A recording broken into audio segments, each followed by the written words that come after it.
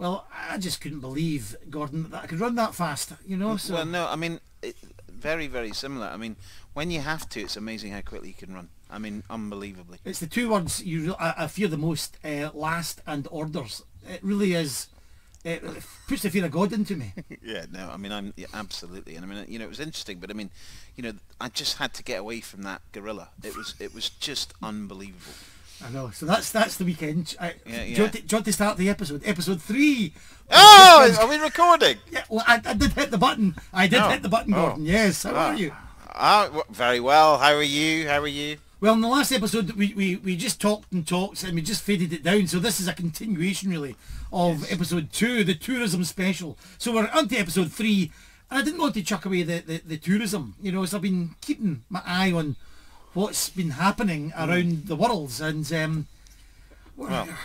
I thought we're getting back to some normality, but it's I mean, I think you know, I think it's still important to highlight how important tourism is to Scotland, despite what's going on at the moment, and to the world. But yeah, no, I'm not so sure where we're heading at the moment, which is a little bit weird. But let's hope that we can get back to a semblance of normality for sure. Now, I am decided to, since we're following on from last week, and we'll be hearing from Karen Cornfield about whisky tourism actually on the ground at a visitor centre at Glengoyne. So we'll be hearing from her later on. So that sort of theme. So I thought I'd just keep the drink going. I thought I would just tickle the last of the Bladnoch 10-year-olds from last week. Yeah. Well, I'm actually trying something a little bit different just to be inconsistent, which I know annoys you. Yeah. But I've got a sample of something that I'm just enjoying a little bit, which was released this week. Oh yes. Which is the Batch Strength 5 from Tamdhu, which we'll cover in the news. But there's a lot of news coming out from Ian Macleod this week, so we've got a lot to share with you. Interesting week for us here. And well, let's get straight into that. So we've got a little A to Zs, which I am struggling badly with. So try and kill me sometime. But yeah. The Tamdhu Batch Strength 5 was launched last week. We will be doing, I'm sure in the future, a little Tamdhu event which people can keep up on for the consumers. We've got great sherry cask whiskey, the 5th in the series. If you like high strength, fully matured sherry cask whiskey, Tamdhu and its Batch Strength series is hugely popular. Yeah, and this one is beautiful. It's got a little bit more American oak in it in the first fill. Brilliant example of just, 59 odd % alcohol. Tremendous whiskey, and available from your retailer, available online. So seek it out. It's a beautiful whiskey. Some great reviews. It really has some huge followers. If you go into YouTube, just type that in, Tamdhu Batch, you'll see a whole list of people tasting it. And that was my question. How does it stand up, and how does it differentiate itself from batches 1 to 4? Well, I mean, that's the beauty of what John and Emma do. We heard about Emma. Emma spoke to us in episode, I think, about 8 last year, 6 or 8. And she explains how we can vary a theme of a whiskey. So, each batch is a little bit different in terms of the ratios of first fill and refills and American oak and European oak, and that's what gives that little bit of variation on a theme. And I think that's where this range, along with other distilleries that do the same, can produce that sort of slight diverse range. And it's a really cracking range of whiskies, and it really shows you that you don't need to have an age to produce wonderful high strength whiskey. Fantastic example of a great close to cask strength whiskey. It is absolutely, yes, it's a magnificent one, Gordon, and that is available now, isn't it? Absolutely. So, lots of things happening in the world of Ian Macleod's. There is, and obviously this week, Gordon, has been a relaunch, or not a relaunch, a reposition, a slight change in Glengoyne, obviously, and so Glengoyne has been repackaged and has been repositioned. Nothing has changed to the whiskey, but a really exciting new look based around sustainability, which I think is a major part. That's something that I think we will do a full episode, if not 2 episodes on in the future. And that's, just to explain, Gordon, that's the packaging is, because as a distillery we certainly are, but now it's a real forensic look at the packaging and how to make that sustainable. And well, I mean, even simple ways that most of the packaging is sourced from Scotland. It uses a high percentage of recycled material, and it is 100% recyclable all the way up to our 21-year-old box. So you can safely put it in a recycling bin and it will be easily recycled. So, I mean, I think that's a really, really important aspect of whiskey packaging, and something that the SWA, I'm sure, are going to get tighter on in the coming few years. But it really, really, I mean, I know Katie, who was on the podcast last season, and she has worked incredibly hard on this to reposition, give Glengoyne a slightly different feel, but obviously the same whiskies. And I think you're going to love the new look, the new feel of it. But of course, the whiskies will stay the same. Yes, I love the new look. But here's a question, Gordon. At the meeting when it was discussed about the launch, it was said, and we'll get Katie back on, about every 6 years, it seemed to stick in my head, whiskey brands do reposition themselves and how they're perceived visually by the marketplace. Why do they do that? It's not every whiskey brand, to be fair. There's a whole range of different reasons. I mean, I think if you look at the market, in 6 years, the market has changed hugely. If you look at the rise of craft over the last 6 years, 8 years, Glengoyne has so many strong selling points that, from our slow distillation to our time in cask to our, our long fermentation and to our, our aged range, time is at the center of everything that Glengoyne does, and that's where the new range is really talking about time. And that's why it's so important to us. And all those other things of natural colour, the fact that it's unpeated and accessible, come through in this new positioning. So it's a really exciting time for Glengoyne. But rest assured to everybody, the whiskies are as fabulous as they were before, and it's just a slight refresh on the brand. So it's very exciting. That's what the word I was waiting for, just a refresh. There's more people coming to the party. There's more, people come into the category as well. You just got to keep things, everything has to keep fresh. Yeah, it's not a reinvent at all. It's just a refresh. And I think even if you look at brands like, look at probably a brand that hasn't, the one that's changed the least over many years is probably something like Lefroy, green bottle, white label. It still gets a little refresh from time to time. But that's probably one brand that has stayed very similar for its period of time. Other brands, one or two different things. But it was just, we were just very conscious that if we wanted for the awareness level for people to relate to Glengoyne, then we need to make it easier for people to understand what the brand stands for. And I think that's what comes out hugely in this new packaging, with sustainability at the core. So, very, very exciting. Yes, very exciting. And I've got some exciting news. I, on behalf of Glengoyne, was asked to conduct a virtual whisky tasting for a wonderful, very worthwhile charity, featuring a couple of celebs, international rugby player and a comedian. You'll hear all about it in the next part of the interview, but I conducted this interview with Diane Alton of Chaz on Zoom. And it won't surprise you that I sound, my head's in a paper bag, so don't say anything, Gordon. I just sound terrible, but Diane sounds wonderful. So here's the bit of news about the really worthwhile charity event happening very, very soon.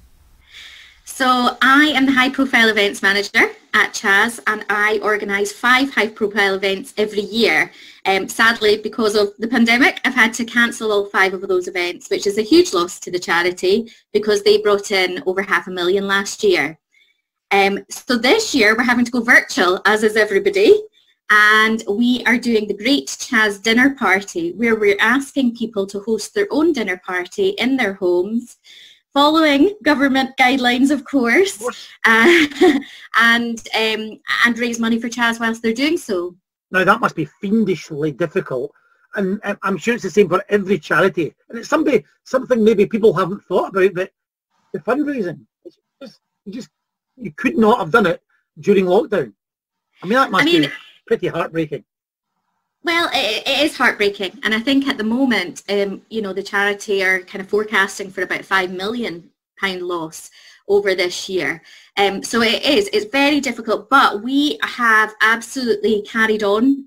We've got really loyal supporters, and obviously we're such a local cause, supporting families across Scotland, and we've carried on supporting these families throughout this. So we do need to keep bringing the money in. So we've been doing. Sorry, Diane, on that point, just at that very point you made about being a local cause, we do have people listening and downloading this podcast from around the world and down south. And just explain, I should have done that at the beginning, what the charity is, what we're raising money for. Yeah. So I work for CHAS, and that is stands for Children's Hospices across Scotland. So we provide the only hospice care in Scotland for babies, children and young people who are going to live a short life. And we provide hospice end-of-life care, but we also provide respite breaks for their families and at-home support as well as in the hospitals. So just take us through what you want people to do, and I'm hoping somebody listening to this, these facts sent out will do it. So how will it work? So how it works is you just have to sign up. I'm sure you can provide the link for that. Sign up to do a dinner party. It's £25 to be a dinner party host. And in return for that, you will receive a pack at home that's got all your entertainment for the evening. So that will include playlists, it'll include after dinner entertainment, it's a link to silent auctions and raffles, a message from CHAS. And included in that, we also have the Glengoyne whiskey tasting with yourself. So that's how people get involved. We also ask that guests will donate the price of their meal, the value of their meal, to CHAS. So that is our hope, that we can raise money through that, through the auctions and through the raffles. Listen, I love a good auction. I love a good raffle. Tickle us with some of the potential offerings, because I know people are very generous from companies around Scotland and the UK. So we've got really varied prizes in the silent auction, which I think is really important. We have got, actually from Ian Macleod Distillers, we've got the VIP tour of Tamdhu, which is, you can't just buy that. You can't buy that. It's only open for 2 days in the year during the Speyside Festival, and they're all sold out. So this is your only way in. Once in a lifetime, absolutely. So we're so grateful for that, and that's an amazing prize. We've got everything from rocking horses to luxury holidays. We've got Mulberry handbags. We have got overnight stays at the Balmoral in one of their suites. We've got everything really. So we would urge people to have a look at the silent auction and bid on it, because you can bid on it in advance of the event itself. That sounds absolutely wonderful. I just had a vision, if you're that lucky, you win all those prizes yourself, and you're on a rocking horse in a Balmoral suite drinking whiskey. Well, these are the things that could happen if you get lucky. Life goals. Life goals. So that is wonderful. And this is they're available to purchase, become a host, and then you purchase the little kits, the dinner party kit and the whiskey kit as well. Is that right? Absolutely. So we've got, as part of the pack, you will receive your kind of party pack, and you will have videos for the Glengoyne whiskey tasting, for mixology, with boozy events, and we will also have obviously the after dinner entertainment. We're working alongside Har Restaurant in St Andrews, which is fine dining. So with yourselves and with Har, you can buy these boxes online, and we will receive, CHAS will receive a percentage of sales. So so you'll be having fun whilst also raising money for CHAS. And then you get the link, and you'll be watching myself tasting whiskey and doing a little quiz challenge with Andy Nicol, rugby legends. He's going to be taking on Fred MacAuley, tasting some whiskey and having a bit of whiskey fun, a bit of a whiskey challenge. So that will be only available if you become a host for this CHAS dinner party. Absolutely, it's exclusive to the dinner party, and we're so excited about that. Andy is our auctioneer at our annual Foxy Ladies Lunch, and Fred MacAuley has been the host at our Rocking Horse Ball. So they are a lovely fit to be doing this, but also they're great fun. So I can imagine the banter that will be involved. Great. Well, listen, that's fantastic. It's a great bit of news, and we will supply the link to people to go and have a look, and we really keep our fingers crossed that people go in there and never make up for what's been lost. But my goodness, what a great start. You can get this. Thank you for your support. We really appreciate it. Thank you, Diane of CHAS. Thank you very much. Thank you. That'll be great. I'm sure that'll be funny. I've got some of the questions lined up. I might throw one. Give us a question. Give us a wee teaser. A nice question, nice little easy one just to warm you up would be cocktails. A Boilermaker is whiskey mixed with what? Just a nice little easy one. Is it not beer? It is indeed. That's there we go. Thirst quenching. Yeah. Nice. Very good. No, that'll be a great evening and great charity, and I'm sure it'll go down really well. So fantastic. Gordon, we're just about to you're about to unload your Listillery, but could we just talk very quickly about tourism? I mean, from Susan Morrison last week, whiskey tourism. Will it recover? Can it? Well, it has to recover, but will it recover? I think there's no doubt that tourism, I think what you'll notice, if we just look at Scotland, it's not true of, but I think you'll see much more domestic tourism. I think the appreciation of spending more time in your own country will be probably true of most people. But I think international tourism will bounce back, but it'll take a while. I mean, you hear of people quoting 2 or 3 years before, flight levels are anywhere near where they were, and maybe we don't want them back up where they were. Maybe there were too many flights, but from an environmental perspective. But I think there's whiskey's on an unstoppable, as far as I'm concerned, a sort of fairly unstoppable curve at the moment, and I think it's a really, really exciting time to be in the whiskey industry, and we've all adapted to cater for what's going on. But I think nothing. You can talk about a whiskey brand, and we can be really passionate about it and get. But if you visit that distillery that you are talking about, and this is true of pretty much most distilleries in Scotland, if I'm being fair, you understand the brand better, and it just makes more sense to you. And it's like when people go to Glengoyne and we get a lot of visitors. So there was 2 million visitors to Scotland in 2018, and Glengoyne had 90,000 of those. That's 4.5%. Wow. Out of 130 odd distilleries. That's pretty good for a little distillery like Glengoyne. And they spend £68 million, those 2 million visitors. So that's a pretty big spend. And so, the point would be that we have a real need for visitors to come back. We provide, I think, across the whole of the industry, an amazing service, and I think you would agree.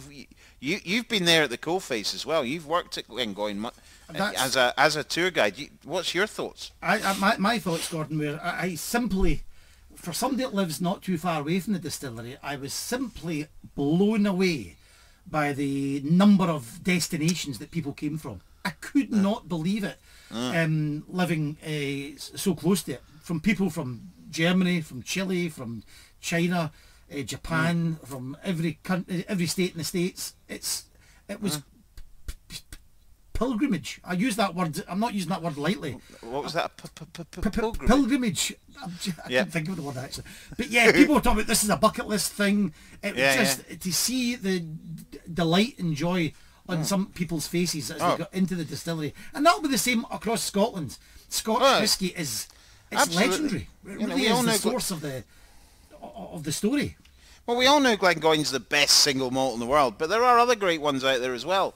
I'm joking, I jest, but so if you are a big Old Pulteney fan and you love Old Pulteney and you go there and you speak to Malcolm Waring and you go up and you enjoy the whole ambience of Old Pulteney, you will go away like a kid goes away from Disneyland. Yeah.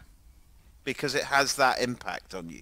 And that's what's so fabulous about it. And, 15, 20 years ago, people came to Scotland for golf.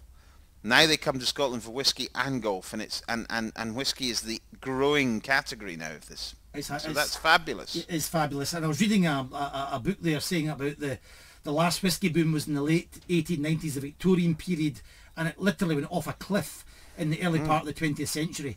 And will that happen again? 40 distilleries in the 1890s. We've had about 40 distilleries now growing up. But what they said will probably save whiskey from going off the cliff like it did then was the tourism around it. And what's happening now is it's the whiskey is almost saving the tourism, because it's almost happened in reverse. The whiskey is selling very well where the tourism isn't here. And if you know, God forbid it doesn't happen, the whiskey drops off, the tourism will still be here. So these two now are quite entwined and wrapped round one another. That was never the case even in the 1960s and 70s when we had that other whiskey boom, which dried up in the 80s. There was no tourism of this nature. So this makes it really different from where we've been to or where we've come from in the past. Oh, absolutely. And you know, there's, you know, you can spend a month in Scotland and not see every distillery. And you know, if I'm honest, if we look at the next 5 years, I think the whiskey landscape will be a little bit different. And what I mean by that is there will be a bit of natural consolidation, because that's what happens in the whiskey industry and big industries, and we've seen one or two of that already. But I mean, I think generally there'll still be amazing diversity in the smaller distilleries, those unique offerings.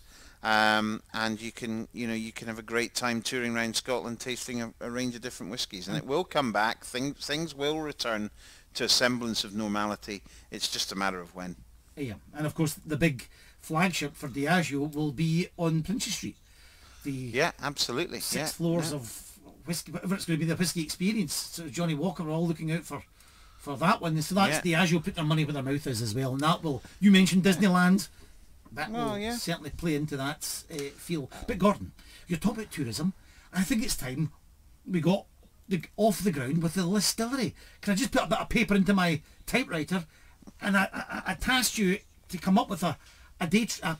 Well, it can be a day trip, or it can be just a road trip around Scotland for Gordon Dundas's Listillery. What's the little lists, little things you need to tick off if you're going to do a road trip, whiskey related, around this beloved country of ours? Well, I think the first thing is that this is not particularly budget dependent, if I'm honest. So I think it needs to incorporate the best of Scotland. So I'm not suggesting, because I'm assuming, you know, that could be golf, that could be a lot of different things, depending on who's on the road trip. But for me, if we just look at it from a whiskey perspective, I would want to probably incorporate the North Coast 500, NC 500. which is that wonderful sort of tour that you can do basically from Inverness back down, 500-mile drive round the coast of Scotland. Now you probably would need more than a couple of days for that, but you definitely need a driver. You need I think you need a sports bus. So you need a, you know, not a boring bus, but like a sort of GTI bus. Now you're talking. That would, and then I think I would go to distilleries that I've not visited. So I would want to go to somewhere like Old Pulteney, which is up there, or Wolfburn, or maybe even then try and get out on. I mean, it's going to be more than 2 days, to be honest. It's very hard to not do it in more than a weekend. But I think if you could then go out to the Outer Hebrides, and you'll see some wonderful vistas and really understand what a wonderful place that is, and then come back down the west coast and maybe go to somewhere like Talisker or one or two other distilleries. I think that's one of the finest trips you can do. That sounds absolutely marvellous. Gordon, have you got on your list how many distilleries should you seriously do in a day? Can you overdo it? Yeah, I think you probably can. I had a friend of mine who once did all of the Islay distilleries in one day, which I felt was like, his taste buds by the end of it must have been just like, no more smoke, can't do any smoke. And when I actually met him for lunch on the day, and he'd done 3 distilleries before lunch, and he had a smoky chowder for lunch as well, and I was like, really, you're just loving the smoke today, you know? He says, well, I mean, you know, it gets to the point he has to go smokier. So he started off with the lightest peated whiskies in Islay and finished on the south coast with the big bombs. And I was like, yeah, crikey. He says, I think I've had phenol overload today. It's a common doctor issue. Oh, doctor, I'm feeling a bit, you've had phenol overload. Get off the whiskies. Get onto a nice one that's not smoky like Glengoyne. So yeah, that's very good. I think I wouldn't go for more than about 2. You want to give them the time that they deserve. Whiskey is a time thing. Take your time, don't rush. Enjoy the personalities, enjoy the idiosyncrasies of each distillery. Probably 2 a day, with a nice lunch in the middle, and then a bit of exercise at some point, and then a nice dinner. Perfect. That sounds... Seafood dinner. Seafood dinner. Seafood dinner. That sounds fantastic. Gordon Dundas's Listillery. Hold on. There is a demand for this. I've had yet another email about it. We need to continue on with our A to Z. I can hear the music. I can hear that music.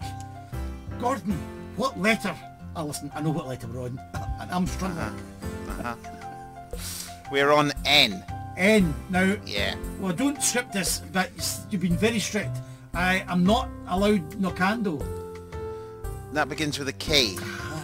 Come on. No, you can't have Nocando.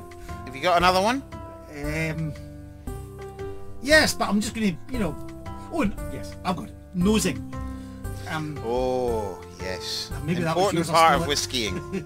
It really is nosing. I suppose the adage is that your palate only tells you what your nose told you the first time, or however it goes. But that really is one of the most important parts of the whole story, is getting the nose in there and really getting the olfactory senses going. Yeah.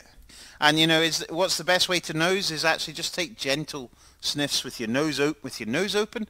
Yeah, you need your nose open with your mouth open as well, and move it all through both those areas. Not a big, that won't work. That will just burn your nose. So gentle sniffs, just in the top of a nice Glencairn glass. And for non-whiskey aficionados out there, yeah, does it make a difference? What, nosing? Yes.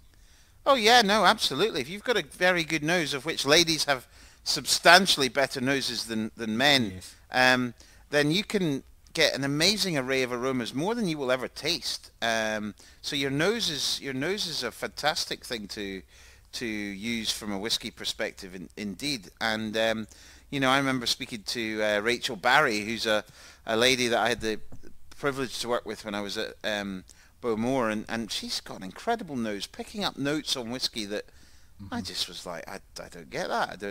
And she's just very, very to have. And John and Emma, who work with us as well, they have an incredible array of sort of talent to describe smells, and that's the point.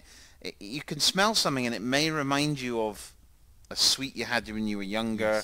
Yes. But it's trying to describe that smell is the challenge, and that's where the real talent is. That's right. If you've ever done it, I've done one as well, a nasal challenge. We've got small sniffy pots. Very difficult to describe what you're actually smelling. Huge. But yes, it goes straight, isn't it? Straight into the part of the brain that the memories are stored there. So it's very evocative, the nosing. Yeah. So I'll go for Nocando. No, you're not giving me Nocando. No. I'll go for nosing. The A to Z's are on N. I'm going to go for one brand that was a brand that came out a few years ago, which was called Nomad, which was a White Mackay sort of product. I think it was a whiskey that was, matured in sherry butts in Spain in the end, or something like that. Yes, and yes, it sort of moved around, and that's why it was called Nomad. I don't remember the full story. It was a unique whiskey. I tasted it once, nice, but the story was interesting for sure. The story was very interesting. So Nomad is about... Drop a little... I think I saw that Nomad when I was in Tio Pepe's bodega in Jerez last year. That would be right, because I think it was very much linked to a sherry bodega and how the whiskey... I think the whiskey went from Scotland to Spain, so that's why it became a blended... something like that. I'm not 100% sure. Yeah. I know, I wasn't too sure. I've got one, Gordon. N for... And we're big fans of the Glencairn glass, but there are innovators out there in the glass world, and Norlan is a sort of new, innovative whiskey glass. Yes. It's like have you drank it, a Norlan glass? Well, you had some, but you broke them all, didn't you? Correct. Broke 2 of them for 50 quid. And that is the problem.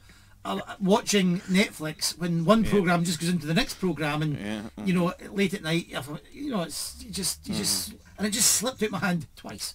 Oh dear. Interesting glasses. I don't know if I'd ever replace my Glencairn, but it's a glass fused within a glass with little fins that sort of to aerate your whiskey as you swirl it. So very interesting. And I think they've made quite a lot of money doing it.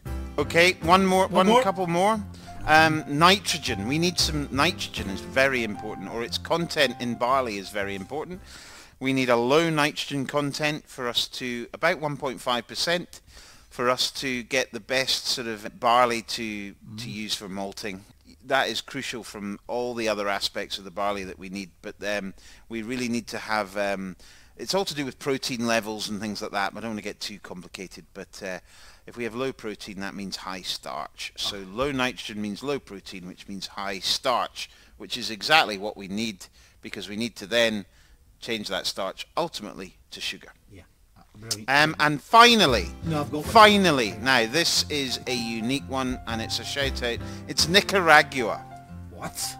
Yes, Nicaragua. Now the Cornfield. reason I'm saying Nicaragua is that I was at Glengoyne about a year ago, and there was a couple from Nicaragua there who I spoke to in the shop, and his name was Juan, and his wife was Maria.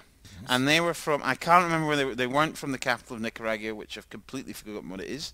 They travelled to Scotland from, obviously, Nicaragua via the States and via Ireland, because he was a huge Tullamore Dew fan. But Glengoyne was he told me, was his second favourite single malt Scotch, which I was very happy about. But he did assure me, Juan did, and Maria at the time was nodding very heavily in the background to agree that he is Glengoyne's biggest fan in Nicaragua. So I felt that when we came to N, it was important for me to mention I think it's great, Juan yeah. from Nicaragua. Can I just squeeze one in with a comma and little brackets? I've just thought of it, NAS. You've mentioned it about the Tamdhu batch 5. Oh, yes. So NAS, non-age Yeah. statement. And that's Yeah. a bit of myth busting we did last series, but we'll come back to that. Yeah, don't be scared of NAS. Great. Gordon, It's the all A to about Zs. taste. I never thought we'd come up with as many N's. There we go. Good. Now, Yeah, back to the brand operation manager for Glengoyne. It's Karen Cornfield. Just to fill on from what was talked about last episode with Susan Morrison, how whisky tourism is getting back on its feet now that the restrictions have been lifted. And I caught up with Karen a few days ago. Here she Karen. Here she goes. How are you, Karen? I'm very well today. Gordon, how are you? Well, I'm in my hut, which has been termed a sauna, and if you can hear it very closely, it's raining outside, so don't be put off by a very strange noise. Oh, that's quite all right. It's raining cats and dogs outside my window as well. It's one of those typical Dreith Glasgow days. It surprised me sometimes when I've spoken to people that there is actually people out there that come to Scotland for this weather. Have you ever met them? I have met them. My first job after I graduated, I used to drive a wee boat on the Lake of Menteith, which you might know. Yes. And I remember meeting some tourists who've come over from Israel, and they were telling us how wonderful it was to be in such a green country. It was so verdant and luscious, and obviously they live in a country that's much more arid. So yeah, I've met people like that. Yes. But do you know what I like to say? If Scotland had fabulous weather, there'd be too many people living here because everybody would want to come. Wouldn't you love to live in Scotland if it was always sunshine? That's a great answer. Exactly. But I know people they love the rain and the sort of cool, crisp air from, as you said, these arid climates. So we've got that today. So that's the noise in the background. Karen, you are the operation manager for Brand Homes. Could you explain what you do on a day-to-day basis? Yeah, absolutely. So, I look after our brand homes. Now, brand homes, to those who are not in the brand marketing side of things, is basically our visitor centres at our distillery. So, Ian Macleod, we have 2. We have Glengoyne Distillery and we have Edinburgh Gin Distillery. So, my role looks after all of the staff involved in giving our tours, our tasting, our retail, and just generally giving visitors a great time and helping them to learn about our products, learning about our whisky and gin, obviously sample the produce, and really we're keen for people to enjoy kind of really that experience of what we do, see the production process, and hopefully have a few bottles to enjoy later. Absolutely. We're going to talk about the current climate, not just outside but the pandemic, but could you paint a picture of the last few months or even last year building up to 2020's disastrous pandemic? What was it like? What was whisky tourism for you? Well, so as you know, I'm fairly new to whisky tourism. I joined Ian Macleod in December last year.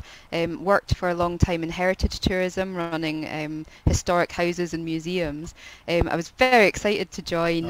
Whisky's been a long passion of mine, and so I joined in December, and we're straight into planning a busy summer and all of these exciting things we were going to do at Glengoyne, Edinburgh Gin as well. Got new projects, and of course the Rosebank project, new distillery we're aiming to build in Falkirk. And there was a lot of planning, and that was the start of my job. I was brought in to help oversee a lot of these big projects, and then March happened and everything changed, and it's fair to say it was not what I expected. But you know, it's a really interesting experience coming into a job, and just having to deal with a crisis straight off the bat. You kind of have to earn your money quickly. So we were preparing for a big summer. Glengoyne typically sees around 70,000 visitors, with summer being the big time of year. Lots of tourists, coach groups, and obviously members of the public coming to Glasgow and the wider area is perfectly situated for them to come and visit us. Edinburgh Gin is always at full capacity. You have to book months in advance, and things like the Edinburgh Festival are key busy times, and all of that changed. So, you know, the initial days, I would say March was just a shock. We had a few weeks that were a bit strange, with this kind of impending doom of, you know, COVID, and it was in the news, and what's that going to mean for us? And you know, we actually took the decision to close before lockdown started. It had just got to the point that, you know, we were worried as a team, our staff were worried, and we'd seen visitation drop off. People had stopped feeling confident coming, so we took that decision. You know, it's safer for our staff. We wanted to preserve our production process as well, really important, and that we were going to close our sites, so we did. And within a week the country had locked down, and so I think we were quite good anticipating that. Wow. that change there. What was that like, Karen? What was it like? Because I know you were there when you had to close the doors in Turnkey. That must have been It was sad, and it was a shock, and I mean, to be honest, I felt like I was falling down a hole. Everything was changing on a practically an hour basis. I was writing kind of guidance and communication for the team, and by the time I'd finished typing it, it was already out of date. It was a really stressful time, and for everybody, you know, as well as worrying about how to look after our team and what's going to happen. I was worried about our families, and you know, this really terrifying virus. And it, you know, it seems strange now. We've all been living with this for quite a long time. Just to reflect back on how really worrying and kind of horrible that time was. So closing distillery was sad. It was, you know, no one really knew what was going to happen. We didn't quite have the certainty of the furlough scheme, which came in a little bit later, and helped give people a little bit more certainty about, you know, just their incomes and what we do. And so, yeah, there was a lot of phone calls, a lot of chatting to people, a lot of questions with not a lot of answers. But, you know, those, after we kind of recovered, well, there's a shock of the first couple of weeks. You know, it became very clear what our role was, as kind of was to keep the team together, keep community going, and well, you know yourself, I roped you in to help you and your sauna keep my team happy through that time. So you know, we launched Cartwright's pub every Friday. It was Friday afternoon, and got our team in, and there was the kind of quizzes that you wonderfully hosted for us. And you know, that was the kind of first three months when it was really locked down, and not a lot we could do except just try and stay positive, try and give opportunities for connection.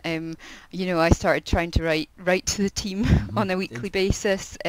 Sometimes, you know, giving information and trying to keep people in the loop with information, but, you know, try and keep light-hearted. And I have to say, you know, it's hard to be upbeat for a big team when you're not feeling upbeat yourself, and that was, I guess, the personal challenge for me. I was terrified, but we needed to keep communicating and stay positive and look forward. So it really was an absolutely strange time, and we did keep the community together, and I'm sure that was reflected throughout the country as well, with other companies like ourselves. But now you face the challenge of operating under COVID restrictions. Could you explain how you go about, and this is what we really want to get to the nuts and bolts of, feet in the ground, how do you go about reopening? Yeah, so step one for reopening was reading hundreds of pages of government guidance on everything from, all the different COVID restrictions, how we should operate, how we should do it safely. I think front of our mind was we needed to do this safely.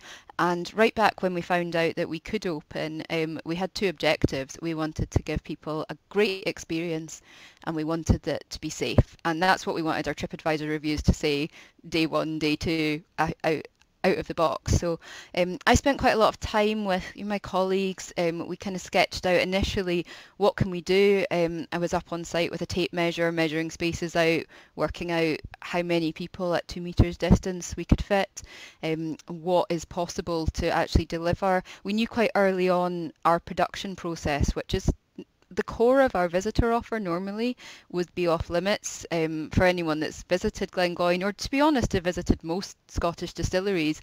You know that you're up and down stairs and you're in and about all of the equipment and in and around the stills and the mash tun and things, and actually there's no way of doing that while maintaining distance and also making sure that the all-important people that actually make our spirit are not coming in contact with too many people who might make them unwell and stop the flow of whiskey. So no, I couldn't have that. I have to say, I'm all for hands-on, but with that we cannot have that. So I can't totally have that. understand that. So we kind of arrived on giving a tasting experience. During lockdown, we'd launched some online tastings, and they had been very successful, very popular. We'd send people boxes of our whiskey, get them on Zoom and talk them through just our spirit and our story. And actually that worked really well. So we thought, well, there's no reason we can't translate this back to an in-person experience, but they'll be in the wonderful setting of our distillery. Our visitor centre has a wonderful kind of glass windowed outlook onto the water and the waterfall. It's a great place to sit and drink some whiskey and hear about some whiskey. So we pulled in a few key members of our team and we said, okay, here's what we need to do. We need to design a tasting experience. You need to put your normal production tour to the side and think about how will we get people really enjoying our whiskey in this space. And the team really rose to the occasion. Lots of great ideas and stories, and we kind of spent a week together workshopping what they're going to say, and they came up with a whole new experience. So that was the kind of crux of it. In the background with that, obviously I was ordering PPE, screens, writing risk assessments, writing procedures, just trying to get all of the safety stuff sorted so that we provided that kind of safe framework that our guides could come in and still enchant and engage with our visitors and give them a great time. So, I'm very pleased to say opening day we had people who wanted to come out, which was wonderful. That's I think one of the question. That was my question. Did they come? You built it, but did they come? They did come, and I guess there was a bit of a reluctance about, we can do everything, we can have the perfect experience and have it really safe, but if people aren't feeling confident, they won't come. But they came, and I think, Glengoyne has so many fans.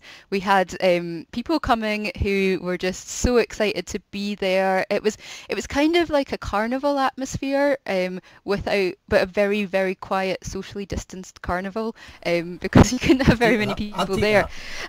I mean, I guess for kind of context, our previous, visitor numbers in August, we would be able to take every hour kind of 90 or so people, and now we're every hour and a half we're taking 20. So it's significantly quieter than previous. So. And do you think Glengoyne can sustain that? And do you think the industry can sustain that? Because this will be getting reflected through not just our distillery but other ones. Have we got deep enough pockets to take a hit like this? Well, so it's a very good question. We're lucky, not all distilleries are as lucky as us in that we do our own fulfillment for our online retail business, and that carried on going through COVID, and we had some really great kind of releases and really great uptake and people buying online. Our shop continues to do well. One of the interesting things we've noticed with now that we're doing contact tracing, we're actually recording people that arrive for just the shop, and we've got a fair trade of people who just want to come and buy their whiskey. And another interesting thing that I would say I'd noticed with reduced numbers is that actually what people are spending on our whiskey is going up. So our spend per head, which is a kind of metric we'd use to record our shop success, is going up. And that's partly because, you know, we've got really dedicated audience of people who want to come to Glengoyne because they love it. So they're already kind of pre-primed to want to buy our whiskey. But also our team get a lot more time to spend with individuals, talking to them about our whiskey, talking to them about some of our special releases. We have our kind of distillery exclusive cask. We're giving people tastes of that on our current tasting panel, and you know, people are enthusiastic about that, and you know, there's a lot of staff available to chat to the visitors, so we're giving that really personal experience, and we're seeing that. So sustainability, I mean, you know, we're just towards the end of month one. We've not seen the full profit and loss accounts for that yet, but I'm optimistic. I can see smaller distilleries struggling, more rural distilleries struggling, and I think, you know, across Scotland it'll be interesting. Being so close to Glasgow, we have the benefit of, you know, fairly year-round tourism. Obviously summer's busy, but we do have people coming through the winter, whereas a lot of our rural or island distilleries maybe don't. They would close, have don't they? A lot of them close for the season, so they're Yeah. just getting on their feet now, and they'll be closing. Yeah, I mean, I know a lot of sites just made the decision not to open for this season because September would effectively be the end of the season. So by the time they mobilised, it would almost be over. And to be honest, the investment we had to make to get open was considerable in terms of PPE and perspex screens and just getting everything up to scratch. So I can imagine a lot of sites just made the decision that, you know, it's better to just wait and see, particularly if they operate on seasonal staff. You know, we have a permanent staff base, and we are really lucky that we've been able to keep our permanent staff base and support them through it. They are all suffering from maybe slightly less hours than they would have hoped for, but we've been able to keep the employment, so which is fabulous. That is fabulous. That's a lot of people listening will be, you know, that have been, they make connections with our staff, and they'll be delighted to hear that. Yeah, and I think it's really good being part of Ian Macleod Distillers, and you know, there's whiskey selling around the world, and you know, it helps to support what we're doing, and the company's been very supportive of the team, and kind of keeping the real talent there. You know, we've got people that worked there for years. They're Glengoyne, cut them through the core, and they say Glengoyne. They love our product, they love talking about the product, and we know that in the future there will be days after COVID we'll have our 70,000 visitors again, and we need our team that are so passionate and they know so much about it to be able to enchant all of those many thousand visitors in future. So this is a blip. It's a storm we need to weather, but I'm confident we will weather it. Just keeping everything crossed that we don't have a second lockdown or a horrible winter of COVID, because I can't fathom that. I feel like we're just recovering from the trauma. So. Yeah.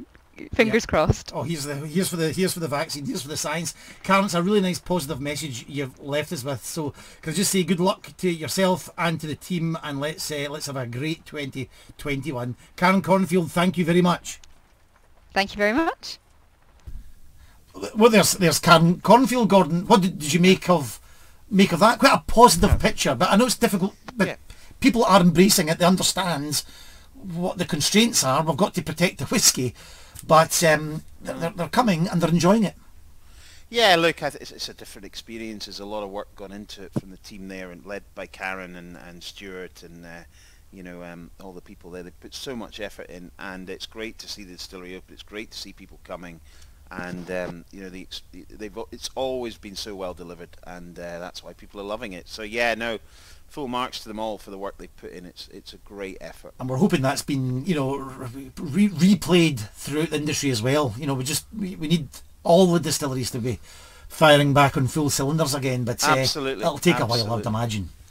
Well, it's such an important part, not just for the whiskey industry, but for Scotland. Tourism is so important to Scotland, and you know, we know that, you know, all the other aspects of tourism, whether it's golf driven or whether it's national trust or whatever, has all been, and they're all interlinked as well, you know, and that's the key point. And we need Scottish people to be touring around Scotland. We need British people. We need as many people to come as possible, as many other countries do. So yeah, crucial. So great. Yeah. Well, Gordon, that's got a bit of tourism. So with that in mind, I had a thought about the year that changed whiskey. Oh, have you had a popular demand for that? I'll say yes. Good. I'll say yes. Gordon, I just thought, since the theme of the last couple of episodes has been tourism, I wanted just to quickly talk about one of the ultimate medieval tourists who has a connection to whiskey. And I have mentioned his name in the past, but we're going to take you back to the year 1225. Right. And the reason I'm doing this is because I nipped on to Netflix and watched this drama show about the Crusades, which I'm loving at the moment, Nightfall. And then I thought, I'll just go and get a book. So I've got Dan Snow's book about the Crusades. So I'm learning all about that medieval, and I have looked into it. And what I'm fascinated with is the transmission of knowledge from the Saracens, from the Moors, from the Arabs, through to the Christian West. And that knowledge ended up being distillation, which became the whiskey that as we know it today. There was also brands of brandy and Armagnac. And that was fascinating. And this gentleman called Michael Scott, or Michael Scottis, who we think was born round about 1175, possibly in Melrose, is credited with some for writing the first book that mentions distillation. Some people, and I just say some because these are, there's other people that say otherwise, but some people credit Michael Scottis with bringing distillation back to Western Europe. So hugely influential. And just looking at his story, he moved as a young man to Durham. Durham was a huge centre in the north of England. The university was already operating there. Unbelievably.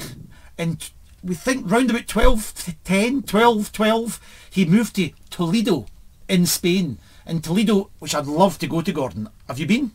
No, I've never been to Toledo. Well, see if when we get the television version of this programme, let's go down there. Toledo was a huge centre of learning and translation, and it's where the Moors and the Christians lived side by side.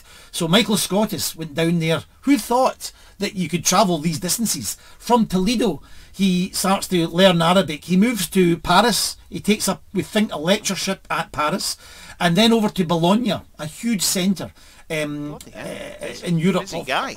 It's amazing how they could travel around Europe. How do you get around? I think it's mostly by water, but then Toledo is in the middle of Spain.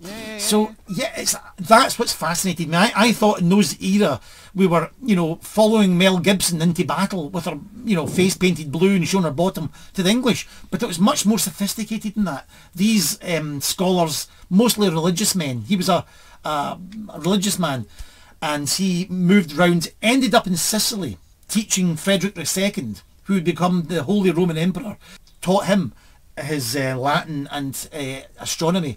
An amazing guy, Michael Scottis, who learns, as I said, Arabic, got all these texts, translating Aristotle into Latin, and he wrote a book in 1225, Liber Introductorius, and part of that book was Luminum, light illuminated, in which the word distillation is mentioned. And that starts the transfusion of knowledge from the, as I said, the Arabs and the Islamic Golden Age into the Christian West, and that leads to the industry that we're into this day. So you could say that Michael Scottis, and there's lots more beside him, but Michael Scottis, 1225, the year that changed whiskey. Wow, there we go. That's amazing. Fantastic. It's fantastic. It's one of these things when you look at it, the First Crusade starts 1099, and some of the early Templars and Christians found little pouches of Arak, A-R-A-K, on the Saracens. This was distilled liquid that would put on wounds to cauterize them. So this knowledge was about in the Arab world for 100, 200 years previous to, us getting our hands on it. So that's how the knowledge starts to permeate into the Mediterranean and then move up through Spain, into Ireland, up to England and into Scotland. And that's how the industry starts to take foot. So I'd love to learn more about that, Gordon. That's one of my passions, is that medieval transfusion of knowledge. So wow, fantastic. That makes my passion for sailing sound a little bit silly. But anyway, hey-ho. Back to fantastic, tasting. Gordon. Back to tasting. Oh, I've got none left. I need another. Absolutely none left. I've actually moved on to something different, funnily enough, which is the nearest thing that I could grab from where I'm sitting. Yes. And it's a little miniature of Glengoyne 18, which I've just been sipping on. Love Glengoyne 18. Oh yes. My favourite one. Just so bits of everything. Great whiskey. How about you? You mentioned in the last episodes about blended malts with a chat about Monkey Shoulder, and I said the Six Islands. Ian Macleod's Six Islands was sublime, and I've just looked at my shelf here, and I've not tasted it yet. The Epicurean, which is a Douglas Lane blended malt, and it's all lowland malts. Yeah. I don't know much about it. It's 53.3%, and I'm just gonna have a small sample. Yeah, now. no, I think it's part of a range that they do. So they have. The Epicurean is their sort of. They have Scallywag, for example. Now, Scallywag is I think it's a blended Speyside blended malt. So it's whiskies from the Speyside region. And the Epicurean is the lowland version. Then you have Timorous Beasties, which I think is it's Highland region blended malt Scotch whiskey. And then I think Rock Island is a blended malt from Islay or from the islands. So they have this range of sort of blended malts, which I think are great. And I think as I said, I think blended malts are going to be really popular in the coming five years or so. So it's a great way of sampling some whiskies. Yeah, no, absolutely. And really, if you looked at the history of whiskey, it starts almost with the sort of in the early Victorian with a single malt, then you go to blended malt with a law that was passed, and then the blended malts give way to the blends. Yeah. But as you say, we're now in this world where we've got all these whiskies to choose from. It's a great time for whiskey, and it's a great time to keep drinking it. So yeah, absolutely. So enjoy that. I've polished off my 18, so I'm probably going to leave it at that. Yeah, I think we'll.